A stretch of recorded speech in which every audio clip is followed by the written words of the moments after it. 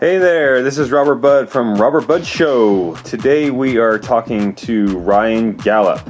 Ryan is the performance director at Nakoa Fitness and Physical Therapy. He is a strength and conditioning coach. He's a rugby player. He had done strength and conditioning for USA Rugby. The guy is a wealth of knowledge. We asked him some questions like, what are some of the myths that are out there that are just a total waste of time? With some of his favorite books, where do you get all this information from? What has inspired him? What teachers have influenced him? Some of his what's his method, and what really makes him different as a coach and as a director. And I've known Ryan for many years, and I could just say that he is just like one of the best coaches that I've ever been around, and it was really a real pleasure to interview him and get to know him a little better and actually find out what he has for breakfast. So without further ado, here's Ryan. All right, that's better.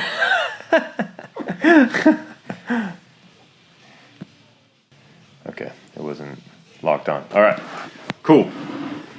All right, this is sound check. So what'd you have for breakfast this morning? A little bit of ham and eggs. Ham and eggs? Oh yeah, I don't mess around. Just a little? I ate late last night, so I didn't wake up starving. Yeah. So but I always have a rule that I need to drink a certain amount of water and eat before coffee.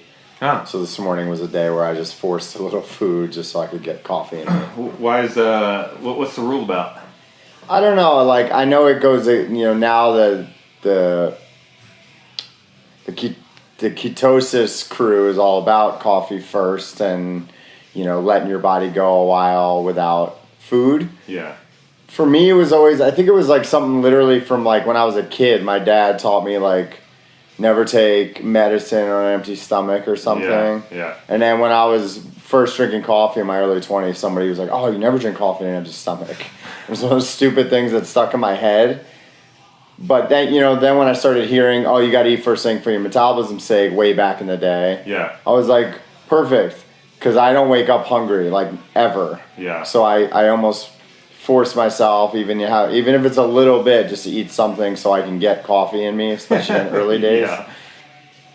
And I don't know, for some reason I just stick to it. This morning I definitely didn't need to eat. I could be fine eating after this, but yeah, it's weird. I don't know. It's one of those. It's a habit, and it's not something.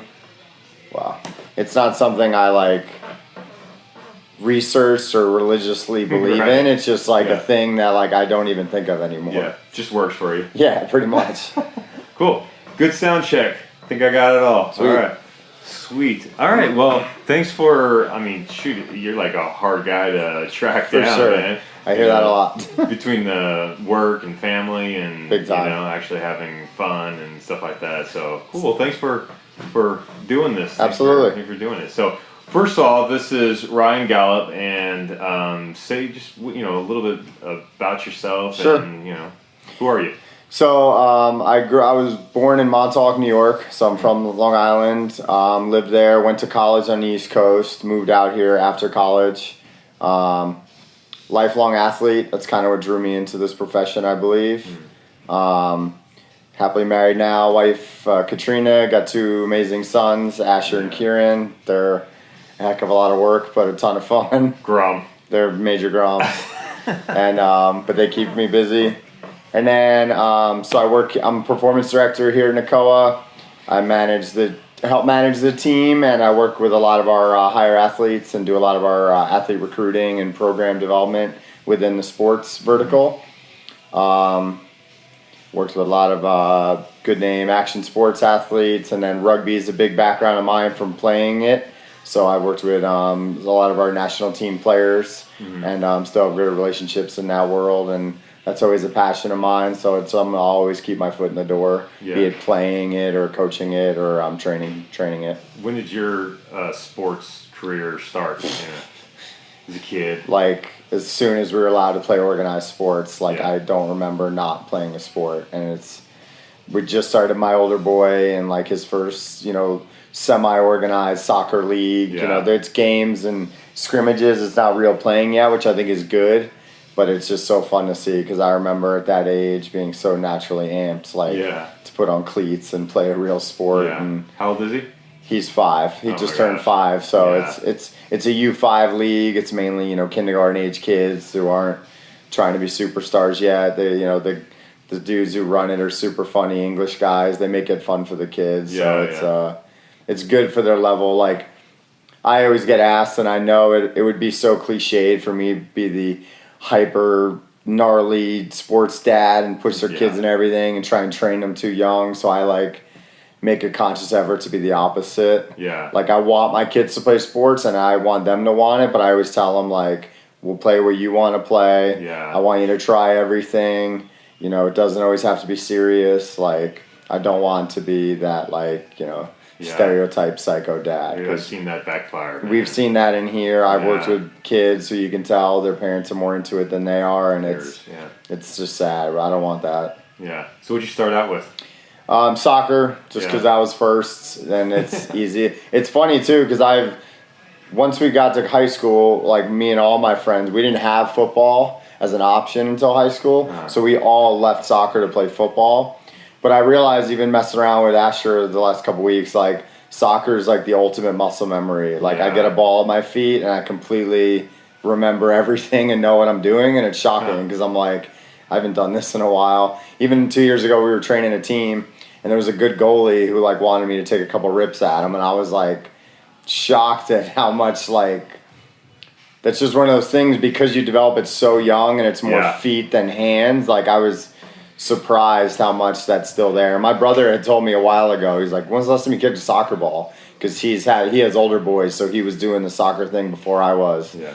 And same thing with him. We both stopped after 8th grade, and he was like, dude, go kick a soccer ball. He's it's easier than you think, and it's fun. And I was like, all right. And it still works. It still works. And but soccer was first, and baseball. We always played sandlot football, and we always loved football. But we didn't have organized football. We didn't have Pop Warner or middle school, so we didn't have it till high school. So once we got to high school, that was the thing. Yeah. So, and then I always wanted to run track. Same thing. Didn't have that till high school. So once I got to high school, soccer and baseball and basketball and wrestling were what we did growing up because that's what our town had. We were a small town. But the second we were able to play the other sports we always wanted to, I kind of left all those behind. Yeah. But I can still, we played beer league softball, so I know I can still play baseball, soccer, and basketball too was I don't know. A lot of my friends continued to play basketball or wanted to play pickup. I played pickup in college, but more just as a workout. Yeah. I don't know. I liked low hoop dunking, more athleticism stuff. I wasn't huge on just playing full court. I mean, it's fun, but it was never And then rugby, once I got into that, we were lucky to have a high school club team. So I actually got to start that at 16. And that was a sport that I knew. I was a good football player and I could have walked on at football or track at Delaware and, fought to make the team and whatever. But collegiate sports take a lot of your time, and if you're not, you don't know where it's going to go after. And track and football are the perfect examples of once you're done, you're done. Yeah. I knew that from the men's club in our town that rugby is something you can continue to play at a higher level out of college, and that's kind of what drew me to it. Is college, I'm just going to have a ton of fun, make amazing friends for life, and we were a good team, but I wanted to continue that. And I knew rugby, it was a good sport to do that. You could continue to hit, play full contact. It wasn't intramural. If anything, men's club is a lot better than college. And I was able to do that, which was a lot of fun. Because I knew I didn't want to I had friends who hung up the cleats at 22, 23, and I was like, that's not me. I want to be a trainer, but I want to keep training for something. I don't want to I'm not a gym rat. I need, sports to drive my own training. It's I don't. A reason to train. Yeah, I can't just go some of you guys. I'm in awe of you guys just go hard and like that's the day, and like I need like a carrot dangling. Like I'm actually coming out of retirement and gonna play real rugby sevens next summer, and that's my giant carrot dangling, like to get really serious about mobility, conditioning, getting back to real strength training. Because if I don't have a sport to train for, I just like do what I need to do to not get old, fat, and slow, like, but that's literally, it's that general, like, just train enough to not gain weight, do a minimal strength training, just, you know, because I know it helps me look a little better, but like a bare minimum on that front. But when I have a sport, it's totally different. And even I'm playing in like a competitive, like 35 and up touch football league right now, and even that last couple of weeks has totally changed my week, like as far as thinking of each day, you know, recovery versus training day, how much impact I'm going to put on myself during the week, how much I'm going to recover on a Saturday to play Sunday, like, and I love that, and I missed that for a long time. Like I had bad surgeries to end my rugby career, so I used that and having kids as an excuse for a while to just like, hey, just don't get old. But after a while, I was like, that excuse ain't working anymore. Like, I want to play, and I need to train for it. I can't dick around. Yeah. How is it that rugby? I mean, it's contact sport that the guys have such longevity, and that they don't with football. It's a great question. A lot of them, I mean, it's even becoming a thing in the NFL and college. They're seeking out. There's a company in Seattle they're a rugby-driven company, but a huge vertical now is teaching football how to tackle like rugby players. Because I played both, so I know the difference. In football, when you're wearing pads and a helmet, those are weapons, and you just launch yourself at people. And sometimes you take the brunt of it, or sometimes you deliver. But in rugby, when there's, you know, there's headgear if you choose to wear it, which I'd say, you know, 25% of people do, and it's usually more for cauliflower ear. It's not for preventing concussions. Impact, And your shoulder pads are maybe that much styrofoam. They're more just to protect your collarbones, but they're not going to do a whole lot. So there's a lot more technique and mindfulness of how you tackle somebody. There's also rules. You have to wrap up. You can't just shoulder charge people. There's no blocking in rugby. The whole game is basically played behind the ball carrier. So what that eliminates, I mean, granted, they still happen, but there's a lot less like blindside hits or crackbacks. Like once in a while, a guy will throw what's called a hospital pass, and, you know, you catch it and just get destroyed by a guy, and that's how I got hurt at the end. But those are random, whereas in football, multiple times a game, people are getting hit where they're not looking, and that's a big, that's just part of the rules of football. That's not going to change. But, you know, a lot of rugby too, a lot of the best sports scientists in the world come from Europe and Australia and New Zealand and South Africa, where rugby is so, it's their main sports, and that those go hand in hand. So like football's like pretty old school with a lot of things. They're not as nuanced and up to date on the science. They're starting to be, because they're realizing it. They're like, rugby and soccer is huge on injury prevention and, you know, GPS tracking and, you know, general day-to-day kind of biometrics. And football's slowly adapting because they realize that. They're like, we got 25-year-old dudes who are like already beat to hell. And a lot of that comes from the culture of football. And, you know, in a lot of places in the South and, you know, Midwest, they're playing football year-round.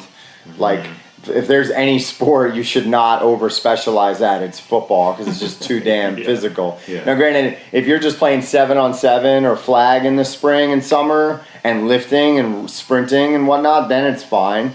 But if you're doing contact, like, and that's the difference with rugby is, there's long seasons, but there's breaks in contact, and you manage your hitting year-round knowing this will wear people down if you just don't break from it and recover properly.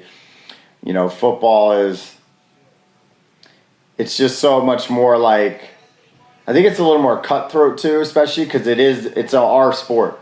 You know, pro football is a joke everywhere else except America. They're just trying to get people even remotely decent enough to make the NFL. That's how much lower they are. So, you know, how many people in our country and so many areas are fighting to make, you know, first it's just get a college scholarship. And then it's, you know, the numbers on percentage of high school players that get a D1 scholarship is like 3%. Yeah. And then the percentage of those guys that play in the NFL is like 1.3%. Yet 90% of high school players think they have a chance at the NFL, right? Yeah. So there's a problem there, and that forces guys to, whether it's overtrain or play too much, or play injured, big time, or performance enhancing drugs, whatever it is. There's such a carrot dangling for a lot of people that they're willing to do anything, and a lot of them break down and get injured, or just aren't that good, or way before they even come close to it, And I think a lot of speaking of longevity, you can look at the All Blacks, like every year, and they're the New Zealand's famous team. I mean, every year they have multiple starting players on that squad in their early 30s. The guys have been playing at the highest level of rugby since they were 16, because they're all in age grade national teams all the way up there, and they're still balling out at 33. Like in the NFL, usually that's like quarterbacks. Yeah, and you have your rare, defensive player or offensive skill guy who is doing well in his early 30s, but in rugby you see it at all levels. You can look at it even in the World Cup. Now granted, there's plenty of young 20s guys because they're talented enough, and obviously they're younger, fitter, stronger, just because they got less miles on their body. Yeah. But every World Cup team's got guys in their early 30s, and it's inspirational. It's like, it shows if you take care of yourself and treat your body like a temple, and granted, those guys have fun, and I'm all about that too. Athletes have to blow off steam and have their fun too, but if you manage it all well, I mean, there's nothing saying you can't continue. Yeah. You've seen the studies for even just basic strength. Like, our peak strength abilities are in our 30s and 40s. They're not in our 20s. Right. So, and from all field sports, I think in general, I feel it. Like, part of why I'm coming back next summer is I played a lot of touch rugby this summer with younger guys who are actively still in the middle of their men's career. Yeah. And granted, there's not the threat of hitting, which changes the game a little bit. But every time I was one of the best players out there, just because I saw the game a lot better than them, and that's just from being older and wiser and playing longer. Yeah. And a lot of field sports, I feel like, are like that. Like, some soccer players are best in their 30s, and they've been able to maintain their body, but their brain and understanding of the game just gets better. And rugby is like that ultimate sport. There's always, even in men's club in USA, there's always that dude you see on a team and you're like, he's still playing? And he's like early 30s or late 30s, early 40s, and he's still on their top side, and you're like, he's either really lucky with injuries, he takes really good care of himself, but you see it. He's just the craftiest player out there, and that's where their value lies in being the older guy in a team. Is, I know I'll be doing that next summer. Most of my old club's sevens guys are the younger players, and they're fit and fast as hell, but like, there'll be those old guy things I can teach them, and whether it's saving energy or attacking holes or whatnot. Like, a lot of sports in general, the longer you've been in it, the better you get at it, as long as the body holds up. That's always the X factor, and that's why, like, I decided to make my decision, and I even made a Facebook post about it as almost like an accountability thing for myself and for you guys to get on me if you see me being lazy, because like, I basically gave myself 9 months to turn myself into, turn the clock back and be a machine. Yeah. Because, I mean, even right now I'm in decent shape, but if I showed up and played, because sevens tournaments are all day, like 4 or 5 games. Yeah. So it's like, get up, recover, get up, recover. Like, you got to turn the clocks back big time, or else by like game 2, you're cramping, you're pulling groins, you're getting the shit kicked out of you by younger guys. Like, so I knew, I was like, I'm putting my timeline realistically. I'm basically training 9 months for 2 months of playing. That's the goal. Like, and with our team and the knowledge we all have here, I think it's totally doable. It's just going to come down to effort and, time management. Keep you accountable. Just keep me accountable and not letting family or work stress or too much work get in the way of taking care of myself. And that's what I do when I'm not training for something. Is I don't prioritize working out because in my head I'm like, I'm not playing a sport anymore. Right. I'm just trying not to get overweight or not look. I'm trying to look younger than I am. Yeah. That's it. For me, like it's easy to prioritize other things over that. But now that it's for athlete mindset, like that's changed. Like I'm like putting it in my schedule and nothing will interfere with it. And it's kind of what I need to do. What got you into the science part of working out? Like training and stuff? It's funny.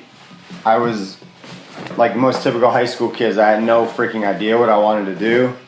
And I was good at math and science. And I took like 2 technical drawing classes in high school. So I actually went to college for civil engineering. And it took me about 3 weeks. Some schools ease you into it. Our school, because engineering was big at where I went to college, they almost like want to weed people out. Yeah. So my freshman year schedule, I mean, you're 18, you have no idea, you're living on your own all of a sudden. My freshman year schedule was ridiculous. And it literally took me, and I started playing rugby and was like, this is so fun. I love that I'm on this team and everything.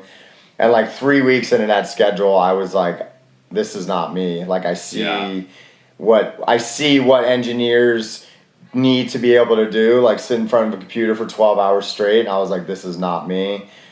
And that's like most kids, when you don't have any idea what to do, I went into business classes. I'm right, like, what else? What else you gonna do? Yeah. So I took like a year and a half of business, which there's actually another really good major at our school. So it was extremely. It was not only tough to transfer into it from a major standpoint of engineering to business. Like there was a certain amount you could take without being in the major, but there were also like in our sophomore year, some of the most failed classes in all of the whole school were the accounting 207 and 208 classes, which I'm like taking and just like struggling through.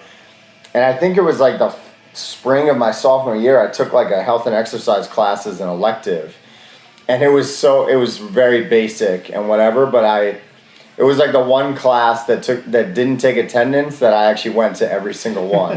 And like I started realizing that. I'm like, man, like I'm chasing, I know engineering wasn't it. I don't think business is it, but I'm just doing it to do it. And these classes are really hard. Yeah. And that, that's summer after sophomore year. My GPA was not great, but I was a smart kid. I just wasn't doing what I liked, so I wasn't engaged at all. I was just a good test taker, luckily, that I wasn't failing these classes. And then I got into health and exercise my junior year. Now, it was tough. I had to do an extra year because I got into it so late, but I definitely realized okay, this is what I want. And the one thing I regret though in college is not getting into more strength and conditioning and performance. And it was more by default because I joined late.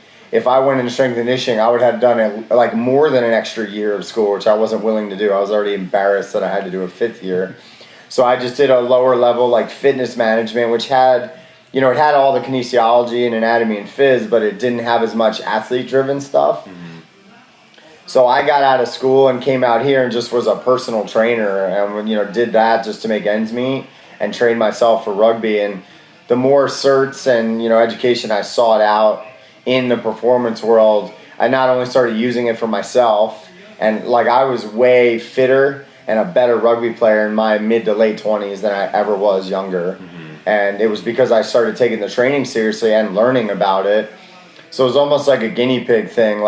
When I was throwing myself into it, I realized how powerful it could be. Mm-hmm. And I was like, well, this is how I want to start training too. I don't want to just train people for weight loss or to look good. Yeah. Because this is where my passion lies. So I need to chase this, get the better certs, go to the seminars and learn from the top guys in sport so that I could work with more athletes. And, a lot of the athlete world I realized over time is, you mentioned the science. I think I have a decent understanding of science at best. I'm sure I know other guys here have better anatomy and better science backing. But what I was always able to do through working hard and also just coming from an athlete mind, I know how to interact with athletes. Is a big part of athletes is trust. Mm-hmm. If they trust you, they'll work with you. And if you can network yourself within, whether it's with teams or agents or just word of mouth, a lot of our guys are good at that. our athletes trust us, so they refer their friends in or their, whatever in. I think I was able to do that, to build kind of our sport program through just knowing how athletes think and, and if they're injured, that's not my specialty. That's the beauty of us having PT in here. I throw them to Allison or John or Kevin, and I'm like, hey, do an eval for me. If it's a real rehab, let's get you guys rehab them, and I'll work around it. We'll get some conditioning and strength around the injury while they're on the shelf. But, I think that's the beauty of our team here is that we have a bunch of specialists. I don't even pretend. I work with some guys, who might be in a rehab type process, but I'm getting help from John or Allison. I'm not pretending that's my world. My abilities are in the high performance, you're healthy, but you need to get bigger, stronger, faster, more endurance. That is my specialty. And I'm able to check the ego and say, I need help. Yeah. And I think our team here allows for that. Whereas other places, if you're the guy by yourself, you're trying to be everybody, which is, there are some extraordinarily talented people who do that, but from what I've seen, usually guys have more abilities. We do want to have super coaches who have ability everywhere. Being well-rounded is insanely beneficial to our team. But you're always going to have specialties, and it usually is based on your education and your passion. There's strength guys, there's rehab guys, there's power and speed guys, and yes, I think we've done a great job in making sure everyone here has a little bit of all that. But there are times where you just got to check the ego and be like, I don't know. I don't know, and help me out. I'm not, especially, when we have PT in here and I get athletes asking me to check out their knee, I'm like, no, let's get you on the table. That's what they went to school for. I did not. Yeah. And I think that's something I've learned over time, but I've always had that comfort within this environment that we have that, shit, I used to work at a place where I was just the performance guy, but mainly it was just a look good, fancy gym downtown. People are telling me stuff hurts. They did some on the weekend, and I'm like, I know what to avoid based on common sense and my training experience, but I'm not diagnosing it. And here we just say, go get checked out. I'll talk to them after. We'll figure it out. I mean, we work with a lot of action sports guys here. They're all hurt all the time. Yeah. Their sports are gnarly. No matter how peaked they are, they come in or I took a spill, my groin hurts, or my knee. I did my knee again. We can interact with the PTs and integrate a program that's rehab and training combined, and I feel like that's something we do here very well, and it's I'm so glad we have that. If I was still lone wolf, my last 5 years would have had to been all rehab-driven education because I'm not a PT. I'm good when you're healthy, but I would have needed work there. Here, I mean, I've learned a ton from interacting with these guys, but we can rely on them, and that's what they're good at. And there's times where I help them. I teach them some new, jump progressions or landing mechanics or whatnot, because that's more high performance, but they're doing progressive PT. They need some of that too. So that's kind of part of, I think, how all our team functions in here. What makes your methods different than other facilities you're training? I think one thing for me, and just in general here, we're more into, especially for athletes, more private and semi-private work, which can be a little bit more individualized based on, age, gender, needs, goals. A lot of athlete places we see, I mean, there's some really good ones. I'm not, throwing shade on anybody, but they're more group-driven. Right. So it's more within your group. Yeah, and we do that too. I mean, you can say we're going to improve everything a little bit, which is great. But surfers don't need speed and agility. They need, body control through jumping and plyometrics. We do that, but they don't need, linear speed technique like a soccer player does. Yeah. And we work with a lot of different sports. Granted, if we had a field sport group and we're saying, football, rugby, and soccer, this is off season, you guys could all benefit from this, we would still have to generalize it a certain amount. Whereas here we have from what I see, a lot of performance places are somewhat limited to doing groups because they don't have a lot of coaches, because they don't do a lot of private training like we do. Like, so it's almost twofold here. We're able to do private training because we have a big coaching staff, and we have a big coaching staff here because we have a lot of private training. So at other places where coaches are on, a salary or just an hourly from when they're in the building, they need a certain amount of business to pay those coaches. Whereas our coaches here are in here when they have work to do, which is more your personal training model. Yeah. But we have enough business that we have 10 to 12 coaches here. So that allows us to have the flexibility in both the business model and our schedule to offer private sessions.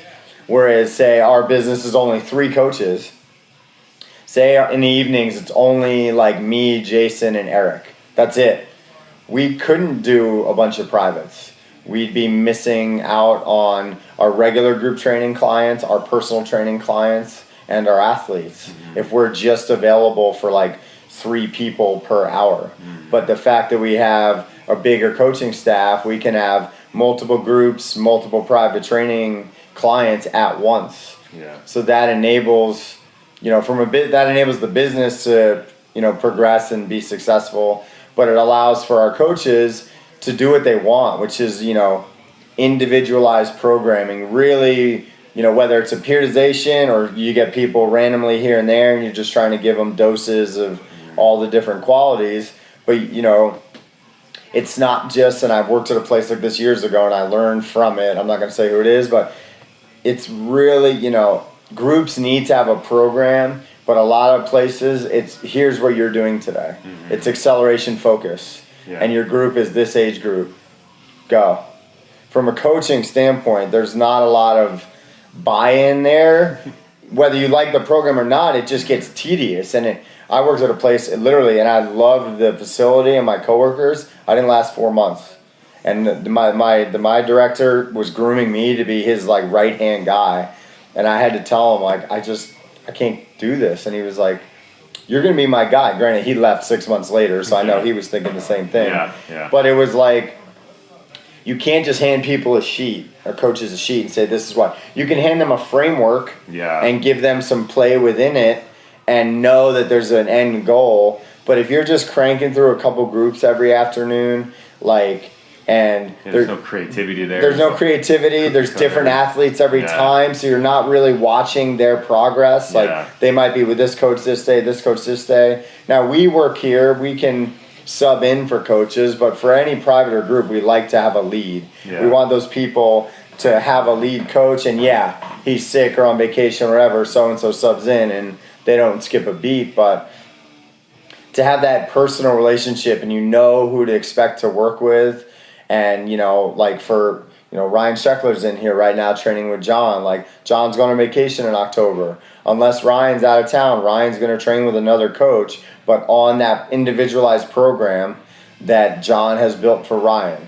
I'm not going to sub a session and train Ryan like a rugby player because that's what I like doing. That's how we add value, I think, here to a lot of our athletes. Private training is pricier, but they know it's designed for them. And they know if they need to sub out a private training session for a PT session on Wednesday because they took a spill on Tuesday, that we do that for them. And so it allows their best interest to stay at heart. Not like, hey, you come to my Tuesday, Thursday groups and I'll train you like a soccer player, even though you're, a surfer, a volleyball player. Or surfer. That we'll offer, we do youth camps, which is more of like, you need a little bit of everything. You're not a hyper specialized athlete, or maybe you're just a kid who needs to get moving, and you're not an elite volleyball player who strictly needs lower body strength and jump technique. That's very specified. You're not going to get a lot of that in a youth camp. You might get some of it, but if parents are truly investing and they have an elite level kid that's really I want them to get a scholarship, our private training is not that expensive if you're really looking at it from that standpoint of the one thing they're missing is they're too weak. or they keep getting injured, they have poor, lower body mechanics, whatever it is, like, we can create private, we can create semi-private, if money is an issue, we'll say, hey, recruit 2 friends of theirs or teammates that have very similar needs. And then we can still write an individualized program and train those 3 as if they're one, and even give within the session their little bit of dosing of some extras that they might need. But it gives the family a little price break. But it still builds that accountability of, this is a program for you guys. You're here 2 to 3 days a week. We're progressing for 8 weeks. We're retesting. This is how it works. And that, that buy-in from both the athlete and the coach is really powerful. Like, if you're just you get some skin in the game. Yeah, it's perfect. So, like, if you don't, it's easy to, and I've worked at places where you see kids every 3 weeks, and it's like, oh, did mom, like, want an hour and a half babysitter? So you're here today to work on speed? Like, great. Like, I won't see you for another 2 weeks. Like, you're not getting anything out of this. And anything, it's harder for the coach because you're lost. Like, we're trying to get these kids here. You haven't been here. Like, that's tough, know. And why do you do any of this? Like, what's your why? What gets you up in the morning to? I think back to college, not sitting in front of a computer for 12 hours a day. I think that's a big part of it. Like, I know, a lot of our coaches hear the same thing. Like, whether they've done corporate world and changed to this, or know deep down they could do corporate world, but that they'd be selling their soul to do so. Like, I do more computer work now than I used to, but I like that, whether it's building online programs or working in our athlete recruitment or sales world. Like, I like that I don't need to train 40 hours a week anymore. Like, that's part of, growing to be a director and to have other roles instead of just training sessions. But at the same time, like, I still like interacting with athletes. I like working amongst a team. I learn from our coaches and therapists and staff every day. And, we have a really cool environment here. Like, there are some days, where I'm tired from working late the night before, and I'm coming in early, and you have that momentary drive here of like, oh, this is long. This is me a long ass day. But then you're in here for an hour, and you get inspired by an athlete you're working with, or an everyday person, and you have a couple good interactions, and then you're immediately reminded, like, some people are sitting at a desk right now, and they're not going to leave that desk till 5 o'clock, and it's like 6:30 in the morning. Like, I couldn't do that, and like, a part of I do still want to have a healthy future for my family, so I do have motivation to help grow this business to make us all more comfortable. That's always in there. And that's where I think a lot of my motivations come since I had a family, was like, I don't want to be, 45 and still stressing getting 35 sessions a week to pay for my kids' schools and bills. Like, I want to be part of a business and a team that is doing that collectively. And that's where a lot of my motivation on my work outside of training comes from, is to grow this brand, grow our team, and just, watch it all keep progressing. I mean, I think a lot of it, I'm not a guy who chases money. Like, I would be doing finance like my brother if I really was like, I want to make this much a year and do this, do that. And,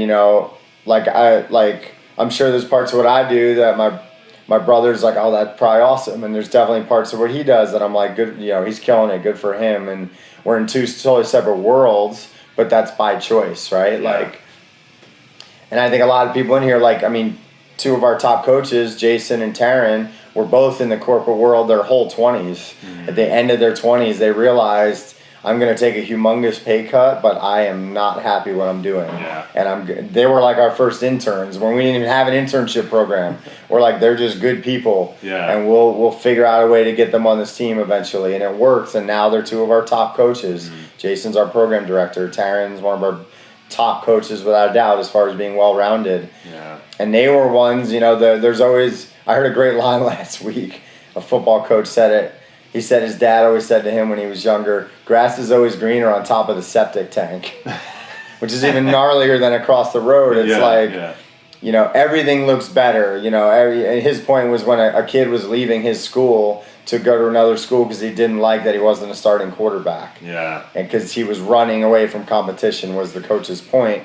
But for me, there always is that. Like, there's times in my past, not now, when we're doing really well now, but there were times back in the day, whether it was interpersonal stuff not working or just business and paychecks not great, where I was like, damn, maybe I should just jump to finance and sell my soul and make more money and not be happy. Yeah. I've had those thoughts, but usually when I'm around our team and, you know, a couple of my athletes, that all just goes away. And it's more of the motivation of, no, I'm in this business for life, and how do I become more comfortable financially through that? And that's what drives me on top of just clocking a certain amount of sessions a week. Yeah. And it's fun, you know, when the business is doing well and I'm helping it grow, the training of my, you know, athletes during the week is almost the fun stuff for me.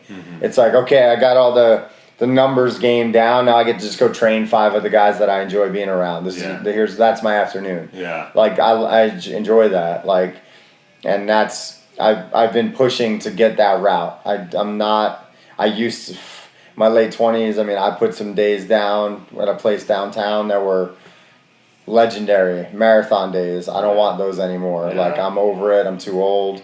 If I do those, I'll have zero energy for my family, my wife or kids when I go home, and I don't want that. I want to be amped for work. I want to still have some energy to when I get home, and you know, just continue growing this. You know, Nakoa is definitely our home now. We've, you know, going through our business split a couple of years ago made this crew even tighter, and I think it made it more ownership for some of us who fought to stick with it. Like, hey, there's more skin in the game now, and you know, there's more drive to be like, this is our future. So there's got to be extra hustle, extra accountability, but as long as we keep it trending in the right direction, you know, we know we're gonna be successful. Yeah.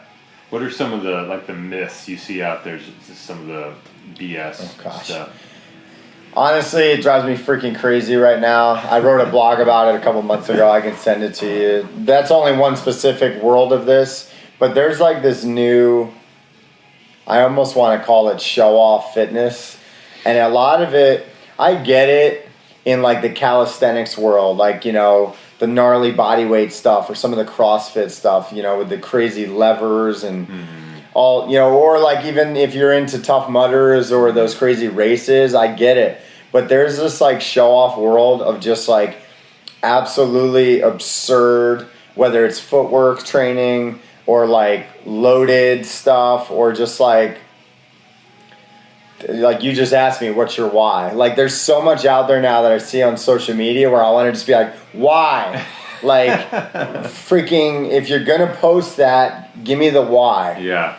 Because it looks like you're just showing off. Yeah. And if you have people doing that, and I'm writing a blog about a video I made a while ago, and I'm going to say I don't do any of this anymore, because just because I could do it doesn't mean I had any of my athletes do it, which means it was irresponsible to post it because somebody probably saw it on YouTube and tried it. Yeah. But like, that's kind of where like there's just this trend, and it's like, it's sad because you know, I'm big on Instagram there's a lot of great information on Instagram, so I follow a lot of people, and then other people I follow for like 2 days. I notice how many followers they are, and I look at like 3 of their posts, and I'm like, oh my God, they're going to hurt everybody. I saw a guy the other day, somebody tagged me in it because I made fun of him for doing a loaded, he's an ex-rugby guy that I know. I made fun of him for doing like a loaded squat on a Swiss ball. Yeah. And then he sent me a video of this dude in the gym somewhere. I mean, he was, what did he have? He had a flat ground. He had 400 pounds on his low back for a plank. This dude's probably like 190. Then he had like 250 pounds on his back for a plank where he had his forearms on a Swiss ball and his feet on a Bosu. Then he had like a 275 pound squat on a Bosu, a 200 pound squat on a Swiss. Like every dangerously heavy, unstable thing you could do, he put in this 30-second thing. Yeah. And I noticed the guy's got like 20,000 followers, and the video had all these comments that everyone loved it, and I'm just like, oh my God, this is dangerous. Yeah. And this is showing off. Like, yes, that dude is a freak strong. If he can squat 275 in a Bosu ball, I can probably flat squat like 500 pounds. Yeah. Good for him. He's strong as hell. But like, to just show all that crazy stuff without there was no validation. It's just irresponsible. It was just like strength training. It was strength training blended with instability. Do it. Something really like uneducational and just like, you try it. Right. And I'm like, no, like nobody should try it. Like that's what I wanted to comment, but I'm like, hold my beer, watch this. I'm not even gonna like seep to this level. Yeah. But like, that's kind of, I think the myths are out there that like, and it's not even instability training or footwork training. I mean, those are two of the things I see a lot because we work with action sports and I do a lot of speed and agility. That there's I know there's a couple really smart guys. A guy who used to work with us used to say, simple things done savagely well. That's a great line. There's another really smart guy up in the Northwest right now who says, like, be brilliant at the basics. And all of it breaks down to fundamentals. And that's where I think a lot of fitness is, all the show-off stuff, like that's where, the footwork is one of the things, with all these foot doctor stuff. It's all these elaborate, ladders and hurdles, and it's like a 50-second orchestrated dance thing. And I'm like, I've done some of that stuff before for like conditioning. It's like if you're putting maximum speed footwork in a minute, that's conditioning to me. That's like skill conditioning. Okay, but they don't say that. They're talking about elite level agility. Real agility takes a reactive component. Or they're saying even worse, they're saying for speed. And I'm like, you don't take 2-inch steps to get faster, and that's what all this stuff is. You've seen my education stuff. I'm like, let me see your marching patterns, your skipping patterns, your high knees, and even let me see you really sprint. Because if you're saying this is for speed training, but your whole drill didn't have any separation and real mechanics that are sprinting, then I'm going to question it. Like, where's the basics? Right. Wait, is this how you start people? Do you literally start a session like, all right, I'm going to draw out this gigantic thing and let me just see how you do it? Is that like your assessment? Like, so that's one of those. I am, and I feel like a lot of that's more of an older guy thing, but I don't give a crap. Like, a lot of the younger, you see a lot of the show-off stuff is the kids in their 20s, and I've been there, I get it. But like, it's almost like don't forget what's really going to make people better. A lot of the stuff you show, it's like, okay, like a lot of the show-off stuff, I'm like, do that with an elite athlete and let his coach see you do it. You will get fired in 30 seconds because all they want to know is why. Most coaches are more, as far as training their athletes, injury prevention is number one. And that doesn't mean you want a bunch of rehab guys doing all your strength conditioning. It means the strength training better be well thought out and smart to get their strength, power, and endurance up, but without danger of injury. If you hurt somebody in a gym setting, you better be able to validate why they were doing what they were doing. And if it's something insanely heavy on an unstable surface, or some crazy plyometric, where they're jumping over people or like, fire or something ridiculous, you better be ready to tell the coach or whoever, even the athlete, because if an athlete gets hurt, they might give you that look on like, why was I doing that? You better have a good damn answer. And that's something I think older coaches, especially if I've been in the team setting before, you learn that. You learn that a lot of coaches don't give a crap about the day-to-day program, but they want to know that guys are getting bigger, stronger, faster, and less likely to get hurt. Now, granted, injuries are going to happen. Everybody knows that. But your program better not lead to injuries, and because they will question you on it. And a lot of the stuff I see, I'm like, that's cool because you're like a trainer who just probably works out 4 hours a day to be able to do that. I hope you don't make your athletes do that. Because you can't validate that. Or like Susan, the office worker. Even worse, because they'll just flat out sue you. What is like? Where do you get your info? Like, who's really good out there that you would, get your favorite books from or whatever? I mean, there's a lot of the classic books. Like, I got my CSCS years ago, so I'm always getting, NSCA, the National Strength and Conditioning Association. I get a lot of their stuff. I'm more now, though, honestly, because I'm so busy and like books take time, and I hate the fact of starting a book and not finishing it, then I'm big on, there's really smart guys and smart organizations to follow on Instagram and Facebook that blast out really good stuff. And I like it because it's like a quick dose. It's either, a forward, the basis of a study, and the conclusion. Yeah. So it's something you can read in like 5 minutes and be like, oh, wait, that can work? Or that's disproven? Yeah. Okay, I'll try that out, or look at that a little more. Whereas, a lot of the big journals or textbooks, you know how it is, you can read it. Doesn't mean you digested any of it. Yeah. But, like, I like following the smart guys. Like, Lee Taft is a really well-known speed and agility guy. We had the pleasure of meeting him a couple months ago. He was in San Diego.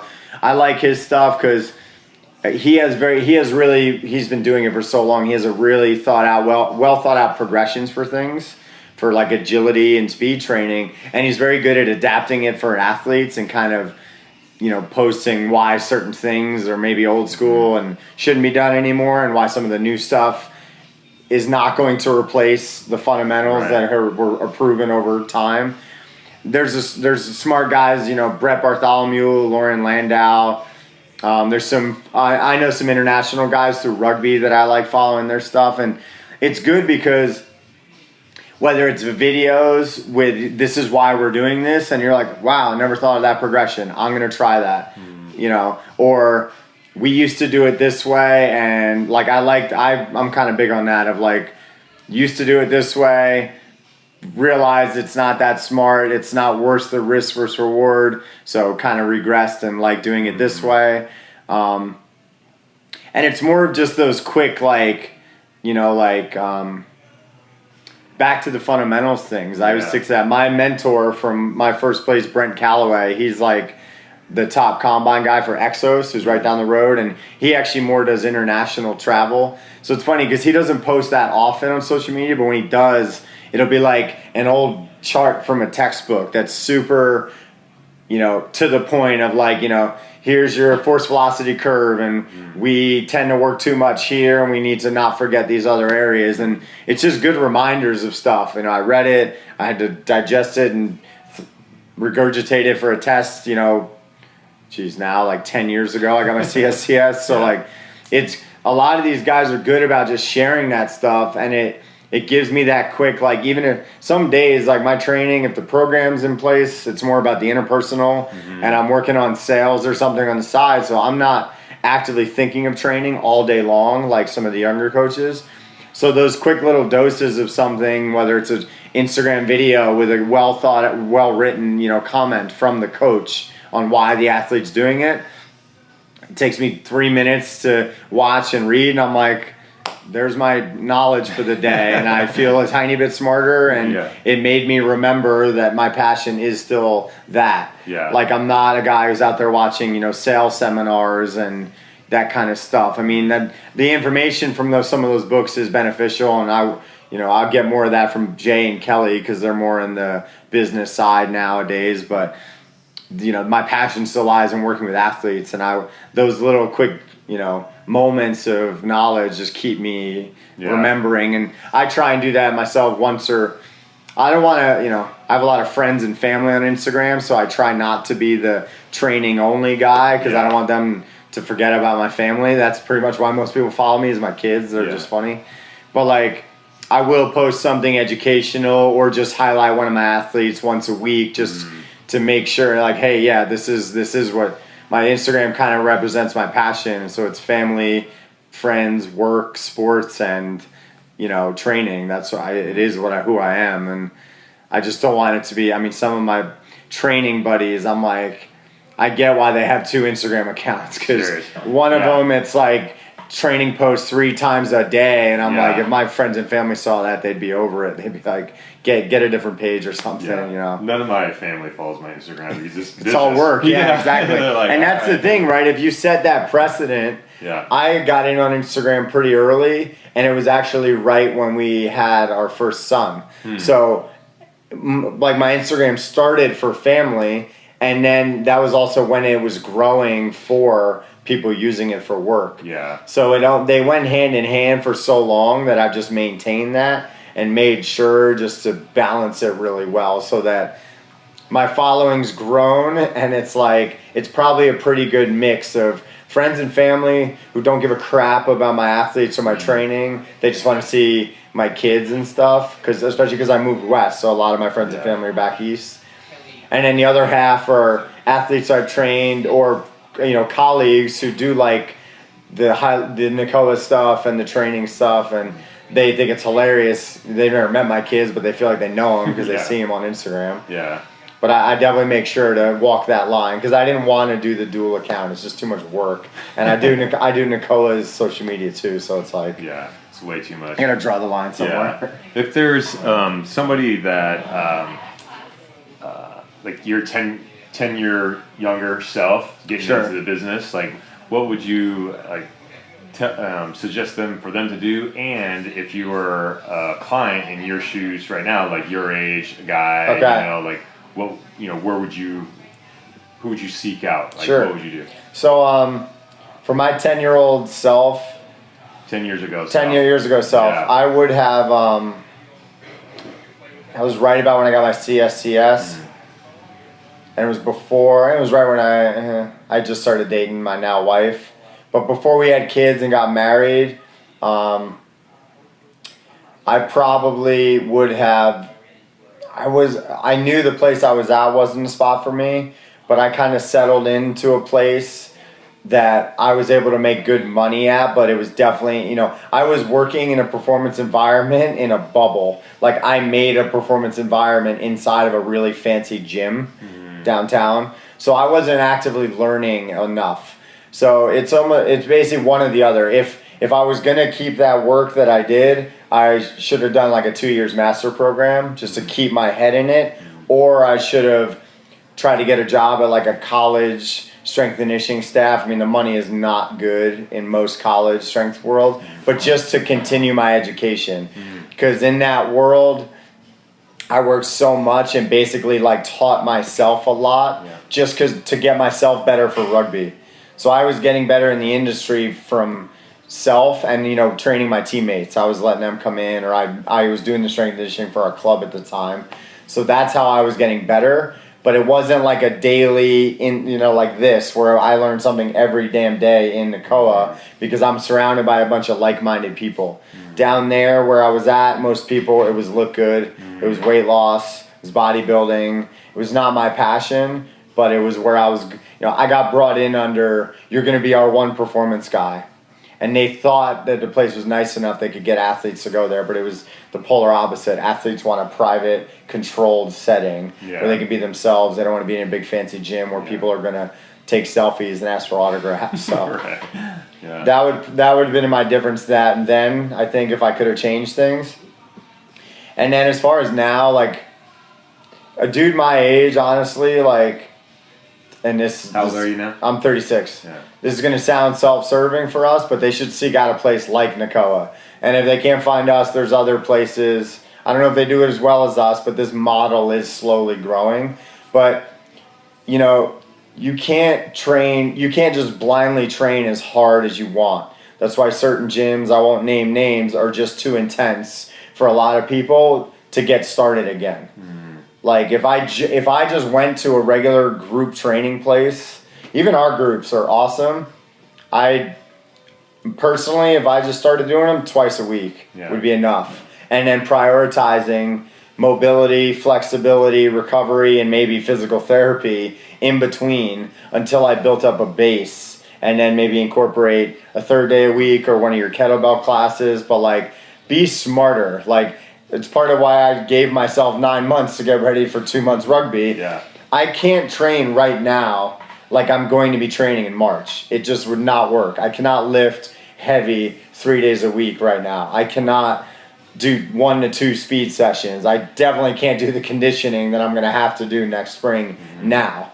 I would go really hard one day and be absolutely useless for 2 days. Yeah. And that's just the reality of recovering slower. Delayed onset muscle soreness, hitting a lot harder.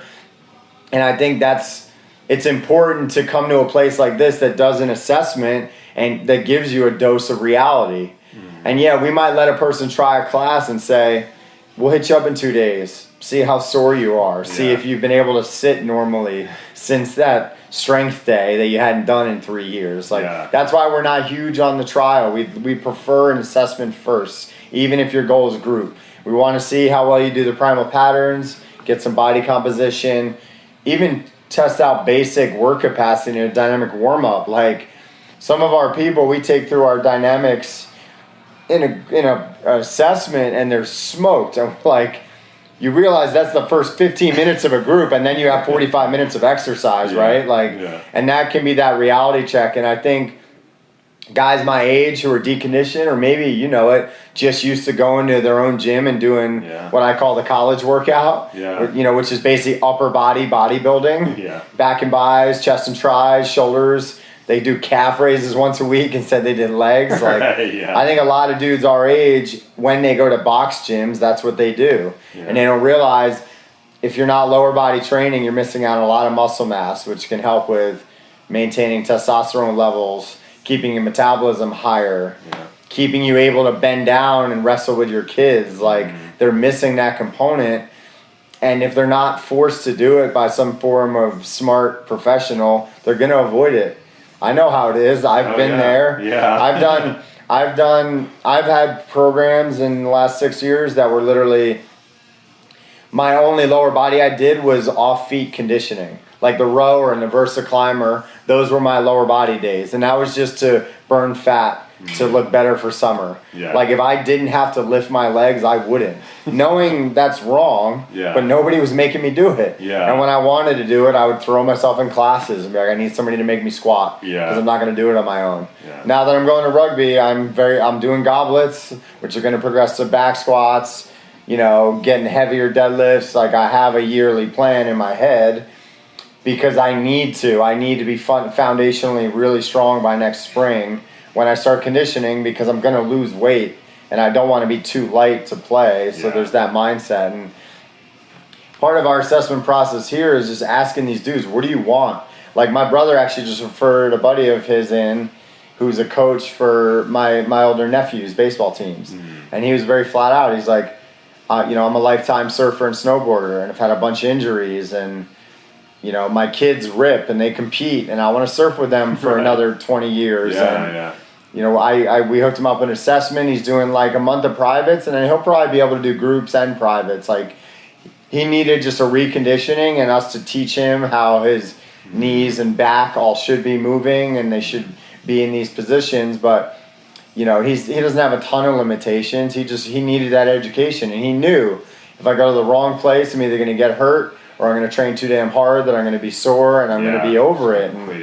And you know how that is. There's a lot of we tell people like, hey, don't take breaks because it's always hard. The hardest is just starting over again. And even coaches have done that, whether it's injuries or just getting lazy for a month or whatnot. Like it happens and it sucks. Like 30-minute workout all of a sudden whoops your ass where it used to be your warm up. Like we've all been there and it's like, geez, I don't like. And I think for guys our age, it's just realizing, like, for me, too, it's funny, like I say turn back the clock for rugby, but it truly can be, like, your fountain of youth. Like, if you're an unhealthy dude or person our age and you start drinking a little less, start eating a little cleaner, start exercising a little more, like, it works. And consistency is the biggest part of it. And, you know, around here, we're 80-20. We all have our fun. We're not a bunch of saints. And, I mean, I see it every year I go home. All my friends are my age, and half of them look 5 to 10 years older. Like, that's not a shock. I know they drink too much. I know they think they're eating good. And the problem is we get older, you can work out 4 or 5 days a week if you push yourself. But if you're not eating decent and drinking less and, you know, avoiding the other pitfalls, you're gonna age. Like it can't just be exercise. And I try and tell my buddies that, like, dude, as we get older, sometimes I've gone home and looked lean and they're like, whoa, what have you been doing? I'm like, I've barely been working out. I just ate better for the last month to lose 5 pounds for vacation. Like I maybe did 2 workouts a week. And they're like, no way. I train 5 days a week. I'm like, yeah, but you still eat like shit. So there you go. Like that should be your wake up call. Yeah. Like I'm like, dude, if I worked out 5 days a week and ate the way I ate, I'd be freaking chiseled. Yeah. That's just a lot of my time. I get sore. I don't like working out every day. Yeah. So I think, as we get older, just being realistic on like lifestyle plays such a bigger role. And granted, yeah, there is something to, I want to train frequently and consistently so I can drink my good IPAs and not feel bad about it. Right. Or I can have my once a week breakfast burrito or my pizza on Sunday night and not feel guilty and not gain weight or feel bad about it. We all believe in that here. Like we're in San Diego to enjoy life, not just to be so robotic about everything that you don't have any fun. I'm a pancake guy. There you go. We all have those, right? Like I do my extra workout on a Friday, so Saturday morning I can eat a breakfast burrito with zero guilt. Like I want and I think that's the older we get, the more people need to realize that. Like your body, and if anything, it's twofold because our bodies aren't meant to handle really hard workouts every damn day. Right. So you need to make changes here so your metabolism can stay up even without training 4 to 5 days a week, For most people, if the intensity is there, 2 to 3 days a week is probably enough. And then doing, you can do low intensity days. I mean, some days when I get really into training, like this winter and stuff, my upper body day will be my low intensity day, right? Like I'll pick 4 exercises, 30 minutes after a quick warm up. That's not intense, but it was heavy. It was low volume. I got stronger from it. I'll call that a lower body. That's easy. Yeah. A speed day in the morning and a lower body lift evening. That's a heavy day. Yeah. And when we're 35 plus, you can't do that every damn day. You can't pull 2-a-days. You can't go hard every day. Your body's not meant to do that. It needs to recover. Like sleep is huge, right? Yeah. Like most guys our age don't realize. Now, granted, I do believe that there's a range. Some people are good with less and some people need more.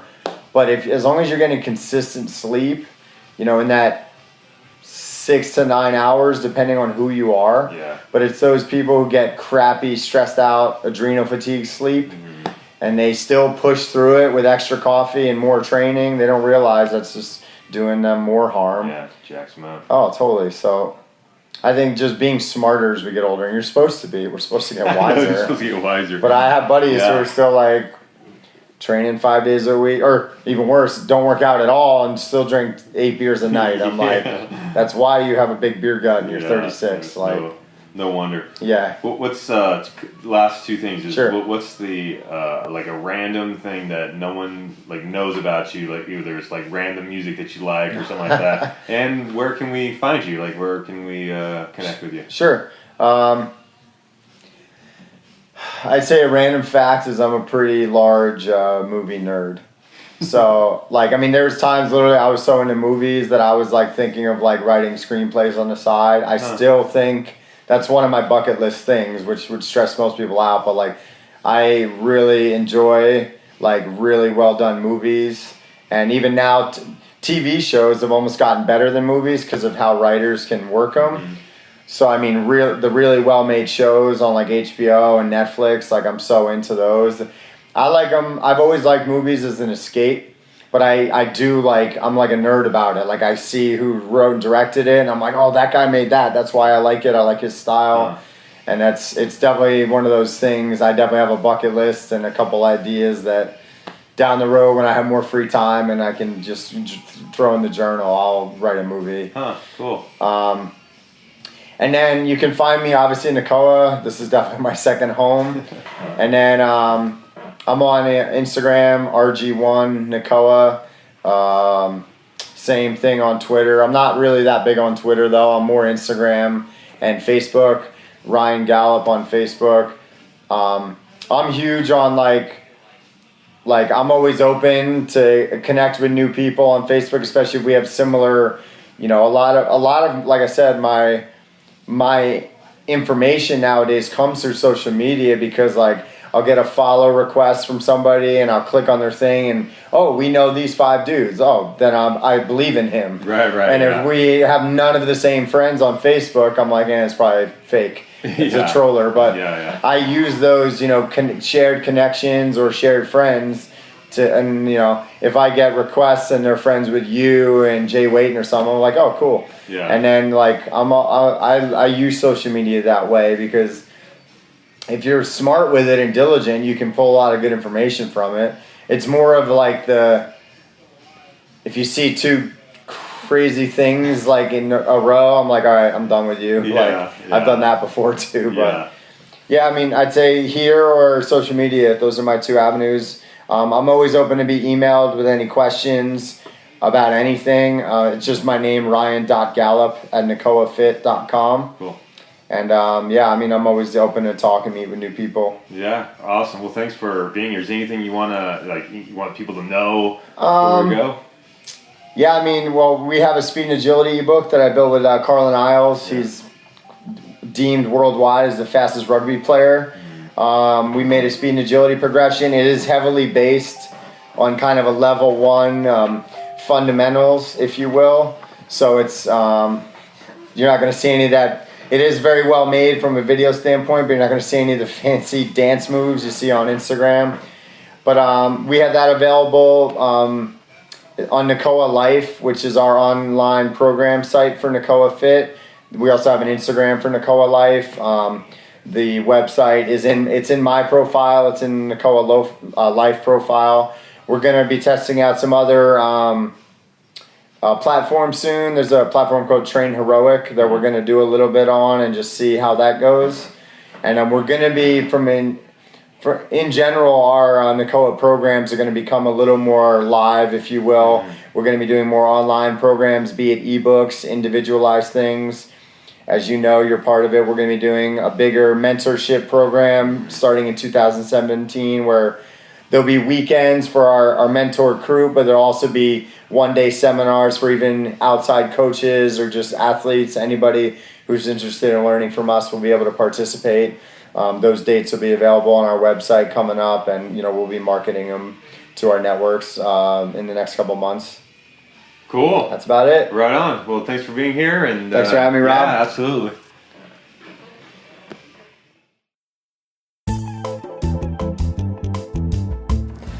Hey everybody, thank you so much for tuning in. That was Ryan Gallop, and I really want to thank Ryan personally for taking the time to interview, to chat with me for an hour.